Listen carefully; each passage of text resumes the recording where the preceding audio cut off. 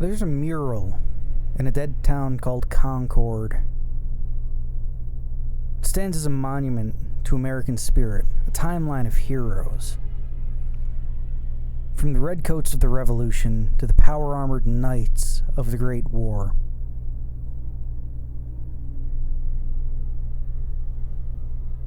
But if you look at the trenches between the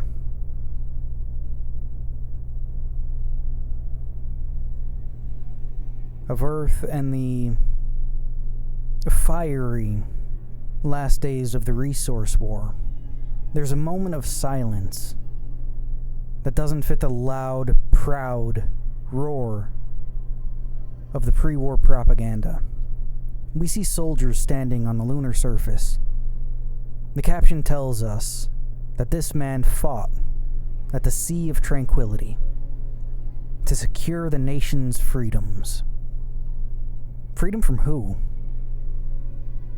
Fallout is a world documented with tragedy. Every bullet fired in the 21st century usually has a paper trail somewhere.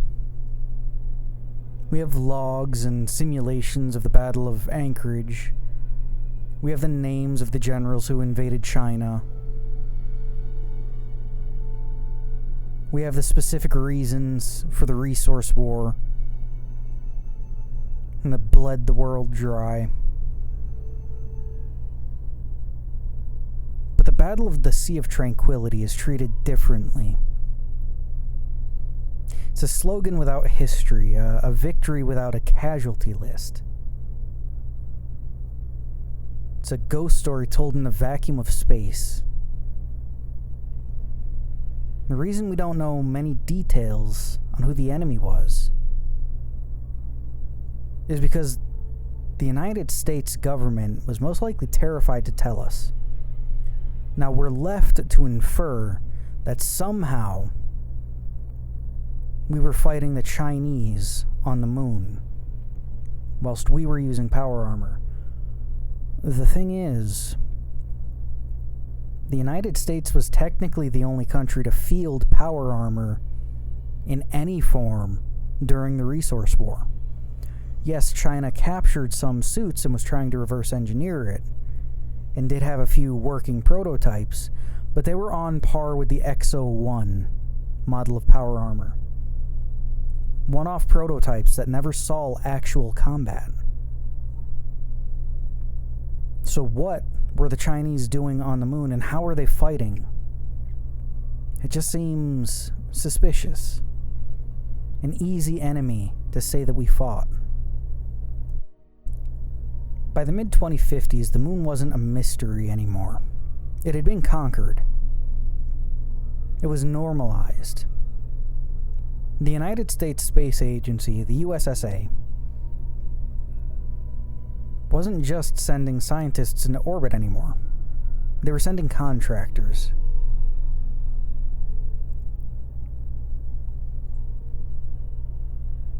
You can find traces of this almost everywhere if you look close enough. In the ruins of the Boneyard, you see advertisements for moon rock souvenirs. Museum of Technology, you find the Delta IX rockets that were used. We know that at some point we even had a permanent lunar base on the moon. We know that there were also manned missions that became permanent stayovers on the moon as well. To the old world, the moon was the ultimate high ground, an eye in the sky that could watch the whole world while it was sleeping. And in a world of dying resources, and offered a place to put weapons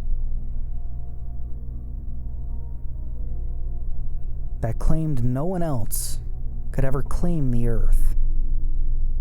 It was a tactical necessity.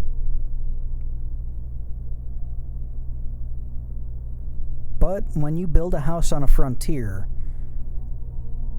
you eventually run into the neighbors. The propaganda says we went to war in the Sea of Tranquility to secure freedom. But you don't send soldiers in pressurized combat armor into the vacuum of space unless there's something that can shoot back. And I don't think it was the Chinese. If China had reached the moon in force, the US would have screamed it from the rooftops. It would have been the ultimate justification for a total nuclear draft. The Red Menace among the stars. It's exactly the type of headline the pre-war media would have loved. But they stayed quiet about it.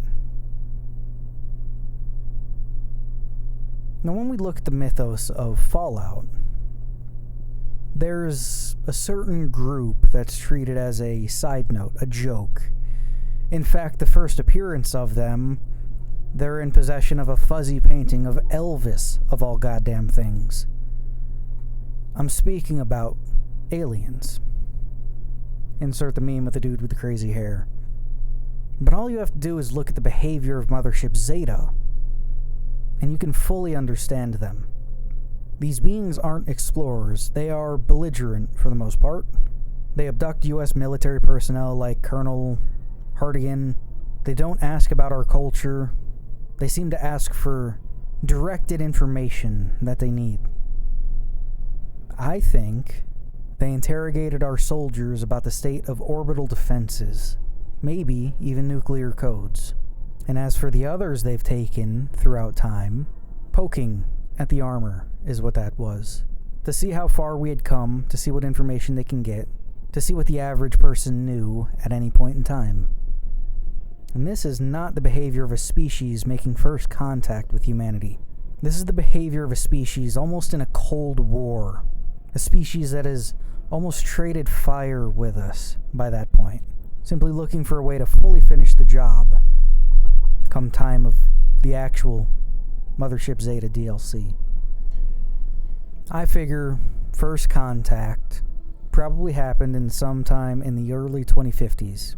A US construction crew was probably leveling a site somewhere in the Sea of Tranquility to build a relay station of some kind. And they found something, not a ruin, but a ship. Find them all over the place in Fallout. And the United States in the 2050s was a paranoid, hyper-militarized machine. We also know that too. And they didn't see first contact as E.T. wanting to reach out a benevolent hand or anything. They saw it as a threat to national security. The Battle of the Sea of Tranquility wasn't a war for territory. It was a skirmish. A desperate, terrifying firefight in a low-gravity environment between American GIs and something they probably couldn't even describe. Think about the technical side of it. Fighting in a vacuum means your gear has to be perfect. One hairline fracture to your visor, and you're a corpse. The spacesuit power armor we see on the mural isn't for exploration. It's built for combat. It's what power armor is for, after all.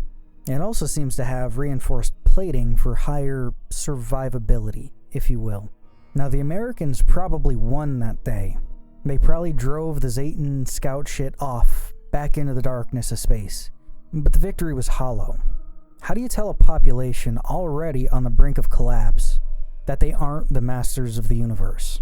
How do you tell the people fighting over the last few drops of oil that something almost infinitely more powerful is watching us from above? You don't. Short, sweet, and to the point, you just don't. You bury it deep, you forget it happened. Well, you can't really forget this happened, though. So you call it securing freedom. You put it on a mural, nice and quiet. You say it was to fight off the enemy in regions unknown. You sell it off as a monumental victory that no one heard about. The Zetans' obsession with our nuclear weapons makes a lot of sense through the lens of we kicked their ass off the moon and they're still a little hurt by it. If the US military managed to damage the Zetan craft on the moon with early vacuum-oriented, high-yield energy weapons, the Zetans wouldn't see it as an accident. They would see the Earth as a nest of violent primitives who had just discovered how to bite back. Their interest in our launch codes aren't about invasion. It would mostly be about disarmament. They spent decades studying our capacity to strike back at them, to strike out beyond the Earth. Probably didn't help that the Enclave also has space stations and the like.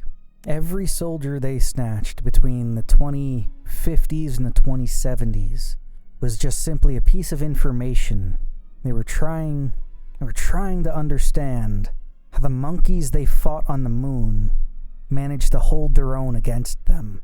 But for the most part, the reason for the Battle of the Sea of Tranquility having no named enemy is because naming the enemy would have meant admitting that we were no longer the apex predators anymore. That we were just another tribe in a very crowded, very hostile galaxy. Thanks for watching. Hope you enjoyed the video. I'd like to thank Eric Hewitt, the Big O, and High Marshal Sigismund for sticking around. Thanks, guys. It means a lot. If you want to become a member too, the link is down in the description. $2 a month gets you members-only videos and content. We also have a Discord. I think the link is in the description. Should be by now. If not, I'll pin it. Along with that, gonna start doing watch-alongs over on the Patreon. Watch-alongs are free. Don't need to worry about that. Patreon is just more lax at what I'm allowed to do and what I'm not allowed to do. Right? If I play fucking 15 seconds of Metallica here, my entire channel can get nuked. Twitch isn't really great for that form of content either, so Patreon seems to be the way to go with that. Once everything's all set up, I will drop links and stuff for it so you guys can come join me and watch some shit. I'm thinking the first thing is probably going to be the Storm of the Century, since I keep getting a bunch of winter weather advisories on how it's going to be a fucking blizzard or something. Anyway, thanks for watching. Hope you guys enjoyed it. I'm going to see you guys in the next one.